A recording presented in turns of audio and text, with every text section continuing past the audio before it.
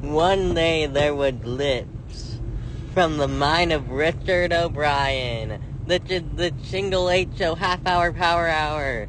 Your name is... My name is Joseph Mills. Your name is... The Single H.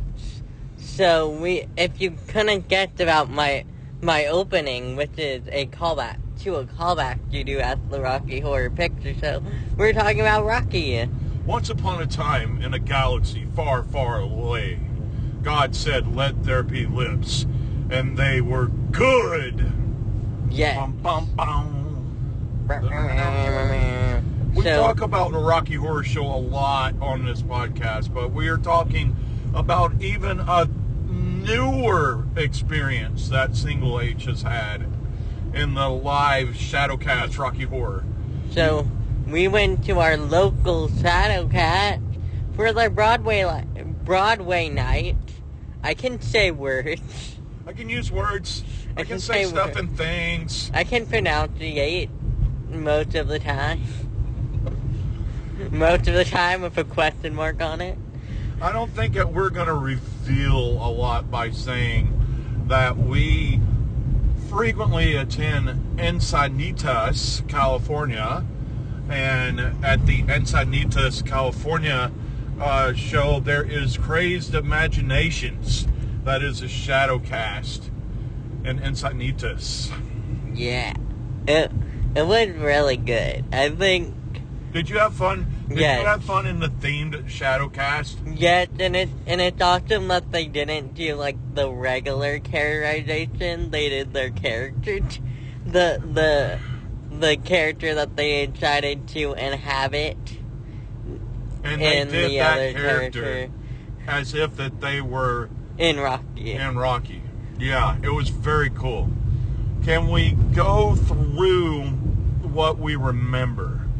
Because although last night was a mere 12 hours ago for us, in our amount of fatigue, it feels much longer. That's what she said. That's what you said. Okay. Yeah, so words. So words and stuff. I really like how they did the opening. I liked how they had 4 people doing it at the time. You didn't get that reference. The opening, so normally at a Rocky show, there's Trixie. And Trixie is the candy girl that comes out and sings the opening song. Normally it's a burlesque style dance that's taking place. And the one last night was The Full Monty. A movie about steel workers who are running out of money, so they decide to become strippers. And so the Trixie that night was the full cast of The Full Monty. Yes. It was fun seeing them like all get into it. It seemed like we had our Eddie from that. We had... Alright, so one at a time, Full Monty. Full Monty. Full cast. Doing the Full Monty. Yes. And was that awkward for you? No. Strategically placed hats are good things. Yes. Yes. I don't care. You can leave your hat on is the famous song from that movie in that scene. Yes. Yes. So then we move into, you brought up, who was first? So first we had Albert Price as Brad Majors. And Bishop Price, hello, my name is Elders Price from the Book of Mormon. From the Book of Mormon. Yes. We're singing hopefully enough that we're not going to be copyrighted and just off key, that we're not going to... Yeah, but and saying the words just wrong enough that everyone knows what we're talking about, and we are not evading international copyright laws like I do for Comics in Christ. Yeah. Yeah. But that was a really cool choice. An uber Mormon person that finds life outside of Mormonism was perfect parallel of that musical For Brad. And Brad Majors. For Brad. It does make sense. Yeah. It does make sense. I have joked on this podcast that Brad's a Republican. Yes. And he's also he fits the image of the Mormon. Yeah. And no disrespect to our Mormon listeners. So let me share that even more. The stereotypical Mormon fits into the stereotypical Brad Majors. Yes. And stereotypes are bad, kids. Yes. Okay, there. Do you have it? Yeah. Yeah. And then we had Elphaba as Janet White. Elphaba as Janet White. Also, a really strong parallel between the characters. You have this image of this super reserved female that goes out to try to find her freedom and her voice in a new, strange understanding of living. Yeah. Another strong parallel. Yes, and that was amazing. And I love how they used the broom for the roses. Yes. Yes, that was cool. That was really cool. And a couple times the person playing Brad would put the Book of Mormon into other characters' faces. Yeah. Yeah. And I'm like, yeah. This fits. Yeah, this works. And I loved Elphaba's costume. Yes. It really worked out for her.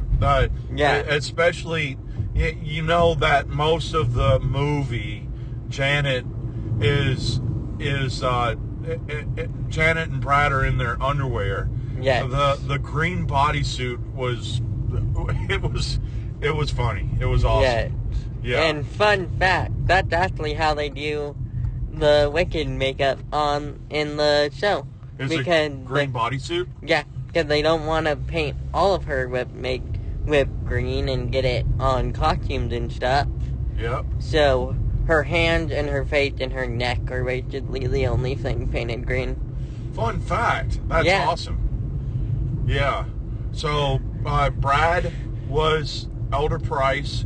Yeah. And Janet was Elphaba. Yep. Then we move into the second realm of characters, which is Magenta, Columbia, and Riff. Yes. And Magenta was Heather Chandler, which is also a very good choice. Yeah. And I love how much that in the body language wise, their body language are really, really close to each other, characterization-wise characters. Yeah. So it makes logical sense. Yeah. Because they're both very, very strong women for the most part, except one. Except they're not. Yeah. For the most part. They're very strong women, except for the fact that they're not. Yeah. Yes. Except that one's a jerk, and the other Heather? one. Yeah. And one is an alien. Yeah, I think that Magenta gets a bad rap. Yeah, Magenta's good. I think that deep down she's good. She's always loyal to Frank. She's always loyal to Riff. She's always loyal to Columbia. Yeah. I think deep down Magenta is a good person in a bad situation. Yeah. And would you agree with that for I agree. Heather? Not Heather. Not Heather? She's a bad person in a good situation? She's a bad person that died from an even worse situation. Yes. They're well played. They're opposite storyline to each other. Yeah. And one end with death. Yeah. And with inner thought for Veronica, and one that ends. Does Veronica die too? No, she faked her death. She fakes her death. Yeah. Yeah. All right. And then, well, we're going to get who they turn into when we more get to the talking portion. Yeah, because near the end. Magenta and Riff they were actually two characters. So when we get deeper, we'll do the other characters. When we get to the Act 2 portion of the regular musical / movie, yeah, we will hit who they turn into. Yeah. And Riff Raff was Sweeney Todd, which is the best choice ever known to mankind. It was very well played. And the guy was really strong in his Sweeney Todd mimicking. Yeah. Yeah. It was... He got it down. He got that Benjamin Barker down. He got that Benjamin Barker down. And including that the scene where that Riff Raff starts chasing Rocky around with the candlesticks. Yeah. They morphed the shadow cast into him giving Rocky a shave. Yeah. It was really well played. Yeah. Yeah. And that Columbia with Anne Boleyn. I was searching for the name for a second. With Boleyn from Six. And that character also works. Yeah. Like putting your love in somebody and that person's love ultimately ending in your death. Yeah. Yeah. Which is also a strong parallel. Between Columbia and Frank. In Boleyn. And Boleyn? Yeah. Like... Columbia and Frank. Not Anne Boleyn and King Richard. From Six. Yeah, but yeah. I was trying to talk about Rocky Horror comparison. Oh, yeah. Yeah. It's very strong, too. The two lines work together well. Yeah. So, yeah. And then Frank. With Aunt Maine. From what show? I have from Maine. Cabaret. Yeah. Maine. That one I don't have a connection to. Yeah, that was the only one that I didn't know anything about, and yeah. I'm like... But it was also a big, bold character, though. Yeah. And that made it work. Just the fact that it was two big, bold characters. Yeah. Yeah. Yeah. So it was really cool to be able to see that. That was not my first theme night. Rick Kane and I went one time, and it was rock and roll, and like Columbia was Joan Jett, and Frankie was Freddie Mercury. It was a really cool. Somebody was Elton John. I can't remember which one was Elton. No, I lied. Somebody was, all right, one person was Freddie Mercury and another person was Jim Morrison. And now I can't remember if Jim Morrison was Frankie or if he was Brad. So I can't remember that. Yeah. And now, would you like to say who would Rocky? And then also on that night, surprisingly, that Eddie was Meatloaf. Yeah. That was funny. And then, ladies and gentlemen, straight to you from Nazareth as Rocky. Jesus Christ. Yes. Oh my God. That one I was having a little problem with. Yeah. It was funny and it was cool, and the person that was Christ played it well. Yeah. But it was a little hard for me. Yeah. And I'm talking about going to watch the Space Alien Rocky rock and roll sex show, and it made me and I finally got awkward that Jesus was in it. Yeah. Yeah. So I don't email me at thesingleashow@gmail.com and talk about the hypocrisy. I see it. I am talking about the hypocrisy. Back to you. Yeah. And they made some really good choices with that too. Including, it was fun watching them work out "Touch Me" because Jesus wasn't down. Yeah. It became more like the Frankie scene that with Janet. Yeah. Sheridan and Frank. Yeah. And man, did that play well.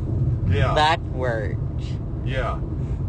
With the kind of, like, the force into doing something. It was the kind of, like, yeah, the tracks. I Yeah. like how that's going. And it was good. Yeah. And the end. So what finally got me was the ending pose in the stage show of the being on a cross. That's when it got harder. Yeah. But of course, that's the last image. Yeah.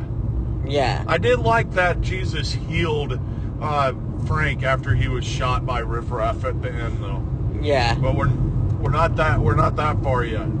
Yeah. So we get every character. We did Riff. We did Janet Brad, Columbia. We got everyone. We got everyone. And then, but I feel like there was other. No, we didn't. The criminologist. Oh yeah, and we need Eddie. And Eddie. So the criminologist With King George. was King George from Hamilton. Which worked. That was really awesome. Which worked because Krim technically had more scenes than King George. Yeah. Because he only has about 5. King George had 3 in the musical. Krim had more scenes than King George, and they both work well. And they both serve as a narrator for subjection or whatever the word is. Yeah. That kind of pulls the whole narrative together. So Yeah. it was, and the guy that was King George was pretty awesome. Yeah. He did a really good job. We had the same Krim, Yeah. which was awesome. Yeah. And then Eddie as Eddie was the music music man. completing his song with handing out instruments to every cast member. And when Frankenfurter is chasing him around, he's leading the group around the audience in a parade. It was very much an awesome 76 trombones moment. That was really cool. That was awesome. It was pretty awesome to seeing them, how they all were willing to yes and bits. Uh-huh. Cause you could tell that they were also making up some bits on the fly. Yeah. And they were willing to yes and something. Yeah. So easily, and the kind of... Oh, if you haven't heard of yes and, it's from, doing bits. Improv work. Improv, so... There is no no's in improv. You can know but in improv. But you always but you work towards a yes and. Yeah, You're never leading to a conclusion. Yeah. Yeah. You can always find your way to do long statements. Yes. Like in D&D, you always want to yes and if you can't, you always want to try do a no but. Yeah. You always want to try give them something to try to get them farther. So Absolutely. yeah. But now we have to go back Yeah. to Riff Raff and Magenta. So we had the Phantom of the Opera at Riff Raff and Yeah. Julian Gaye at Magenta. Well, she was Christine. Christine. I don't know names. Yeah. So it was a Phantom of the Opera and Christine at the end. When they come in their spacesuits and they have the end of the movie gunfight with Frankie, that they came back in their new suits as the Phantom of the Opera and Christine. And that was amazing. That was uberly awesome. And during, when Riff Raff said they never liked me, when he took off the mask, Yeah. he had, He had some scars. Yeah, he had, lipstick on his face for the scars. Yeah. And then recovered Yeah. with the mask, and I'm like, that is awesome, sure. That was very cool. You took all the time you needed. You got it done in the time you had to get into the audience again. Yeah. And Good that was man. impressive. That was impressive. The costume changes went very well. Yes. Yeah. The person that was the rules presenter was from Cabaret. From Cabaret? I forgot the name of that character, though. It's okay. She was from Cabaret. Yeah. It was quite awesome. Yeah. And so that was pretty cool. Yeah. We had a great time. So that was your first experience with the theme night. Yeah. So, now I get to share, because this podcast will be posted about when that I'll be doing this. I am going to Rick Kane School, because Ricky Kane is a part of a Rocky Horror Shadowcast, and I get to watch Ricky Kane do this. And so the comfortable part for me is Rick Kane will be Eddie. So it'll be fun watching Rick do that. Yeah. Yeah. So yeah, folks. At the end of the year show, Ricky Kane's gonna be Brad. Yeah. And that's pretty sick awesome. Yeah. Yeah, we are going to try our best to keep the podcast full of light. So, how we're going to end the podcast, and what is your high for this week? Alright, so we are shifting into the Steve Straw Moment of Positivity. That's right, the Steve Straw Moment of Positivity is brought to you by the last podcast that you'd want. That's right, if you like podcasts, if you like movie conversations, then the last podcast that you'd want is the first podcast that you would want. Alright, so Steve Straw Moment of Positivity was going to Rocky Horror Show. Yeah. I really, really had a great time last night. I was really, with all of the oppressiveness that's been going on, it felt good to be in that free environment last night. And they weren't afraid to make fun of it, too. Yes. Which is also a good thing to do, make fun of it. And sometimes that's all you can do.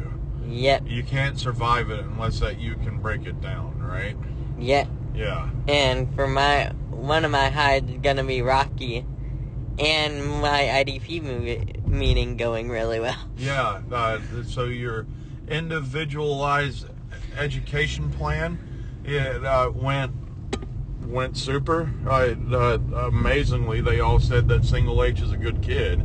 Yeah. Everybody has heard the truth on this podcast. Yeah. We all know that Single H is a boneheaded jerk. Only around you. Yeah, that's true. So many good moments in the life of the TWO. And if you'd like to share your moment of positivity, please email us at thesingleHshow@gmail.com.